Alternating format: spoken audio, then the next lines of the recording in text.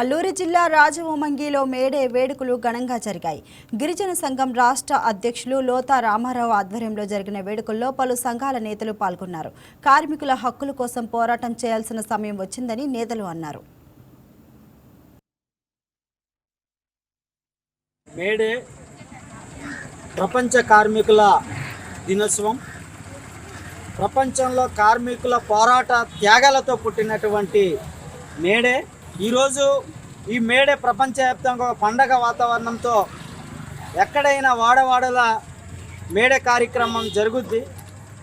కానీ బాధాకరమైనటువంటి విషయం ఏంటంటే ఈ భారతదేశంలో కార్మికులు చట్టాలు, కార్మికులు హక్కులు ఈరోజు ఒక 10 సంవత్సరాల నుంచి వీరికి ఉన్నటువంటి హక్కుల్ని కాలరాస్తూ ప్రభుత్వాలు వస్తూ ఉన్నాయి.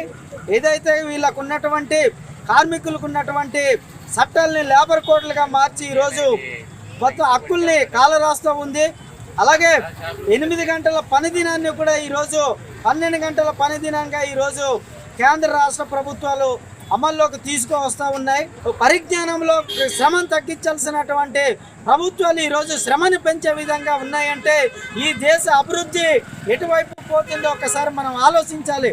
ఈరోజు కార్మికులకు రావాల్సిన సంక్షేమ పథకాలు కానీ, కార్మికులకు రావాల్సినటువంటి వేతనాలు కానీ, కార్మికులకు రావాల్సినటువంటి హక్కుల్ని కాలరాస్తున్నటువంటి ఈ కేంద్ర రాష్ట్ర ప్రభుత్వాల్ని ఈరోజు ఎండగట్టడం కోసం ఈ దేశంలో, ఈ రాష్ట్రంలో ఈరోజు జరుగుతున్నటువంటి మేడే కార్యక్రమాన్ని ఒక దీక్ష కార్యక్రమంగా చేపట్టాలని చెప్పి ఇప్పటికే కార్మిక సంఘాలు పిలిపించాయి.